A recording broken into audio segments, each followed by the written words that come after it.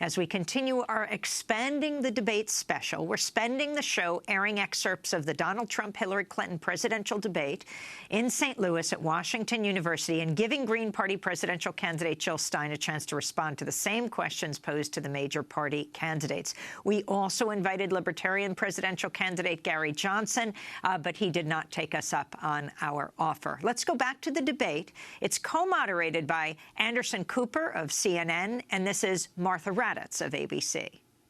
We have another audience question. Beth Miller has a question for both candidates. Good evening. Perhaps the most important aspect of this election is the Supreme Court justice. What would you prioritize as the most important aspect of selecting a Supreme Court justice? We begin with your 2 minutes, Secretary Clinton. Thank you. Well, you're right. This is one of the most important issues in this election.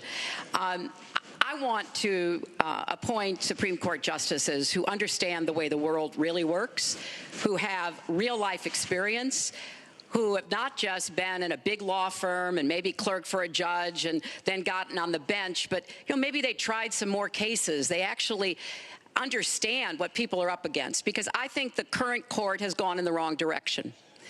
And so I would want to see the Supreme Court reverse Citizens United and get dark, unaccountable money out of our politics. Donald doesn't agree with that.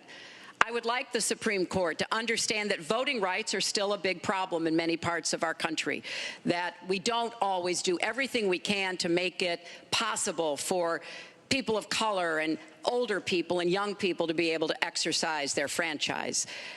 I want a Supreme Court that will stick with Roe v. Wade and a woman's right to choose, and I want a Supreme Court that will stick with marriage equality.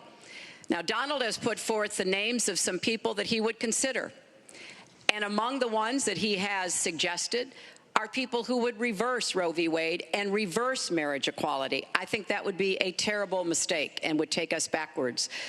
I want a Supreme Court that doesn't always side with corporate interests. I want a Supreme Court that understands because you're wealthy and you can give more money to something doesn't mean you have any more rights or should have any more rights than anybody else. So I have very clear views about what I want to see to change the balance on the Supreme Court.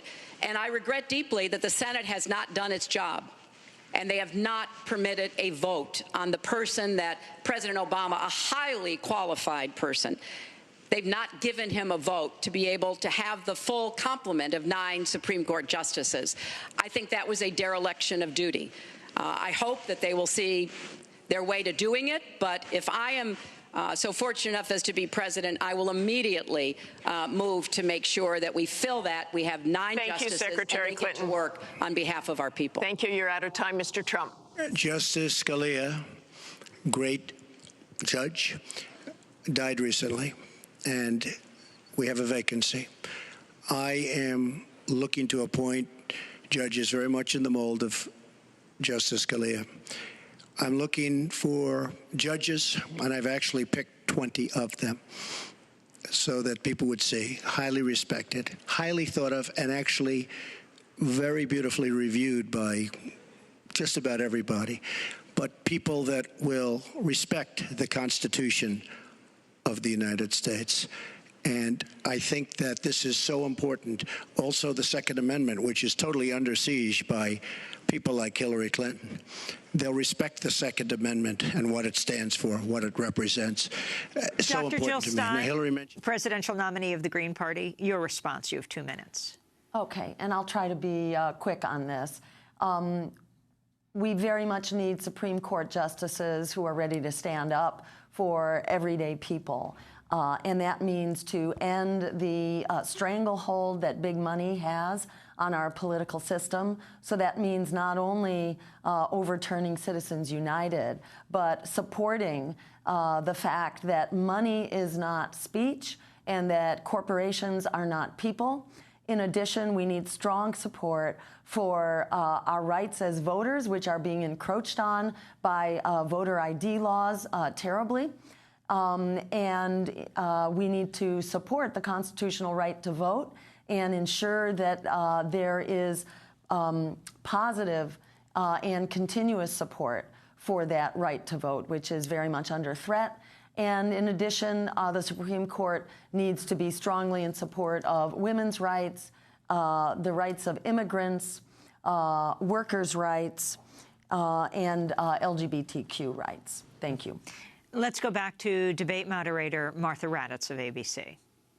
And Secretary Clinton, I do want to follow up on emails. You've said your handling of your emails was a mistake. You disagreed with FBI Director James Comey, calling your handling of classified information, quote, extremely careless. The FBI said that there were 110 classified emails that were exchanged, 8 of which were top secret, and that it was possible hostile actors did gain access to those emails. You don't call that extremely careless?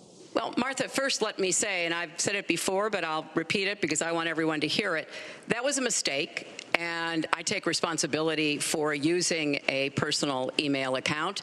Obviously, if I were to do it over again, I would not. I'm not making any excuses. It was a mistake, and I am very sorry about that. But I think it's also important to point out where there are some misleading accusations from critics and others. After a year-long investigation, there is no evidence that anyone hacked the server I was using, and there is no evidence that anyone can point to at all. Anyone who says otherwise has no basis, that any classified material ended up in the wrong hands. I take classified materials very seriously and always have. When I was on the Senate Armed Services Committee, I was privy to a lot of classified material. Obviously, as Secretary of State, I had some of the most important secrets that we possess, such as going after bin Laden. So I am very committed to taking classified information seriously. And as I said, there is no evidence that any classified information ended up in the wrong hands. Okay, we're going to move on. And yet, she didn't know the letter C on a document. Right? She didn't even know what that letter meant. You know, it's amazing. I'm watching Hillary go over facts, and she's going after fact after fact, and she's lying again because she said what she did with emails was fine. You think it was fine to delete 33,000 emails? I don't think so. She said the 33,000 emails had to do with her daughter's wedding, number one, and a yoga class. Well, maybe we'll give 3 or 4 or 5 or something. 33,000 emails deleted. And now she's saying there wasn't anything wrong. And more importantly, that was after getting a subpoena. That wasn't before. That was after. She got it from the United States Congress.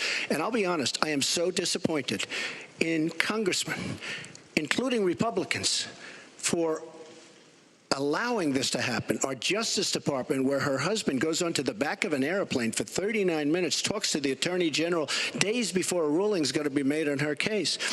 But for you to say that there was nothing wrong with you deleting 39,000 emails, again, you should be ashamed of yourself. What you did, and this is after getting a subpoena from the United States Congress. We have to move on. Secretary Clinton, you can respond, and then we got to move on. We want to give the audience a chance here. In jail, let alone after getting a subpoena from the United States Secretary Congress. Clinton, you can respond, then we have to move on to an audience question.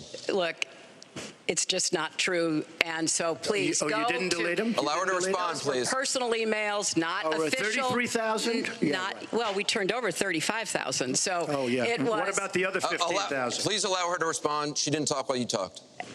Yes, that's true. I didn't. And I did it in the first debate, and I'm going to try not to in this debate because I'd like to get to the questions that the people have brought here tonight to talk to us about. And get off this question. Okay, Donald, I know you're into big diversion tonight, anything to avoid talking about your campaign and the way it's exploding and the way Republicans are leaving you. But let's at least focus on some of the issues that people care about tonight. Let's get to their question. Green Party presidential nominee Jill Stein, your response. You have 2 minutes. Hillary Clinton's behavior, I think, extremely careless with regard to the emails. That amounts to gross negligence, which technically is the threshold for prosecution for having violated laws about how national security information should be handled.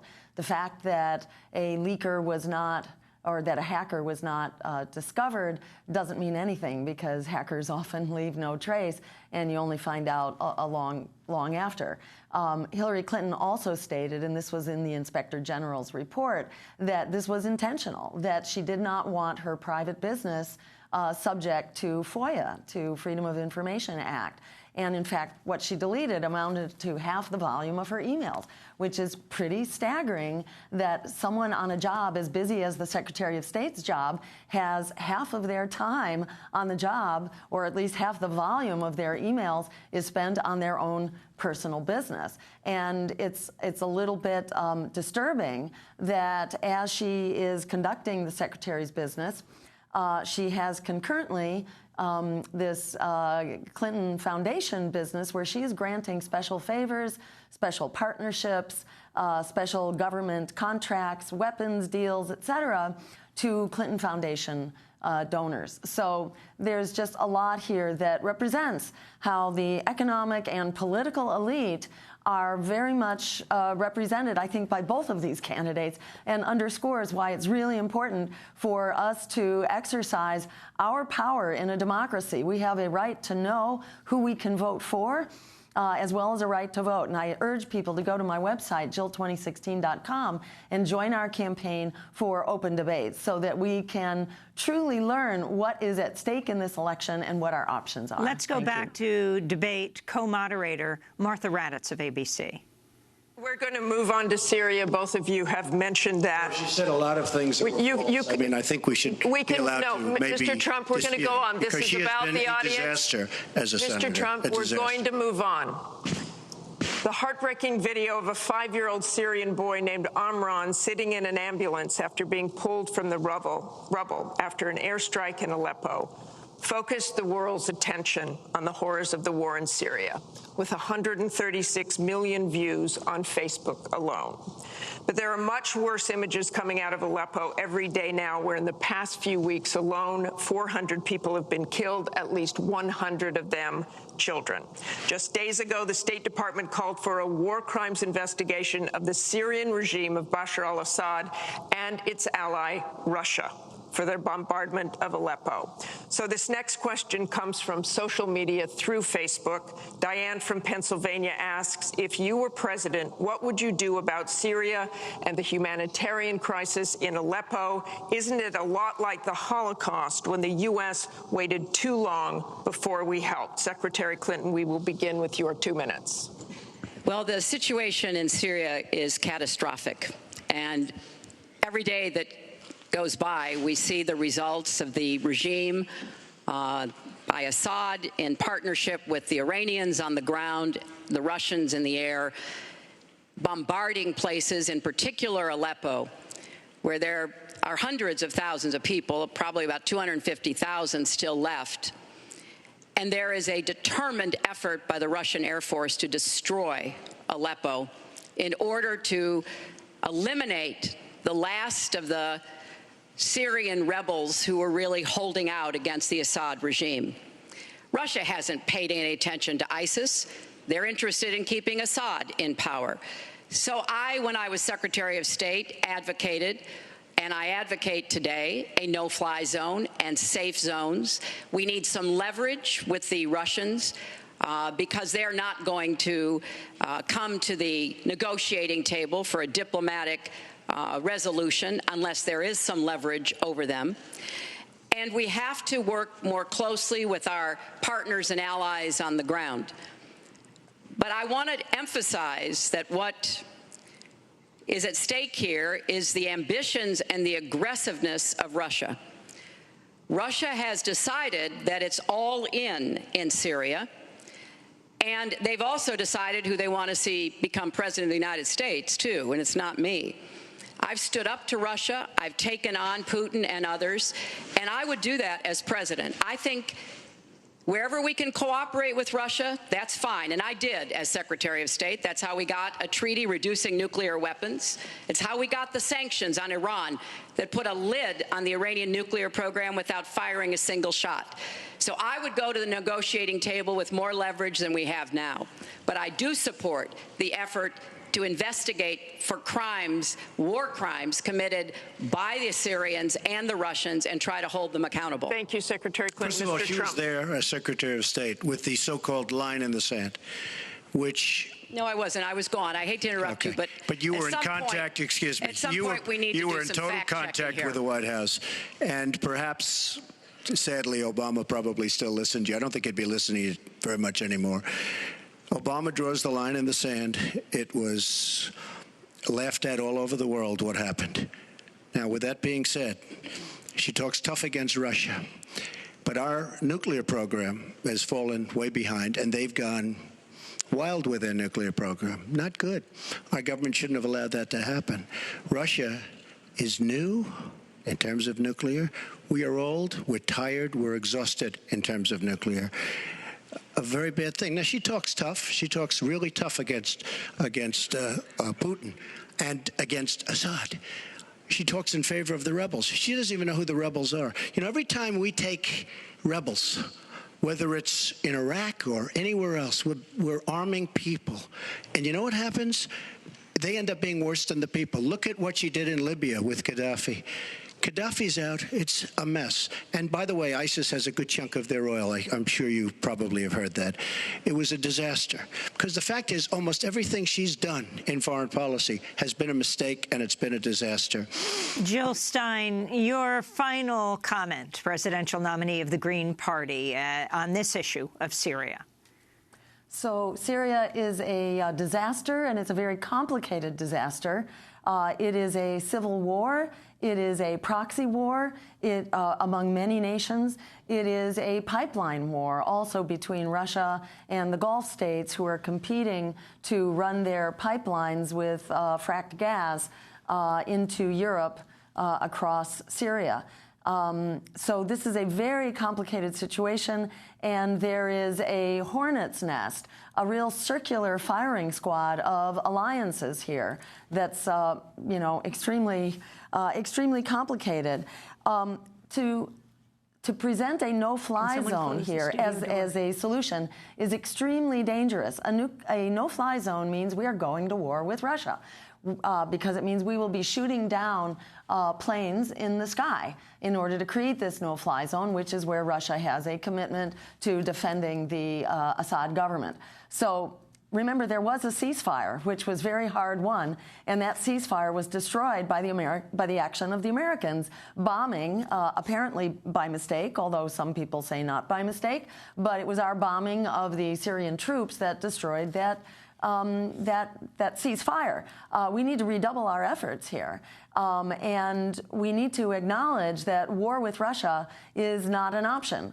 There are 2,000 nuclear weapons on hair trigger alert.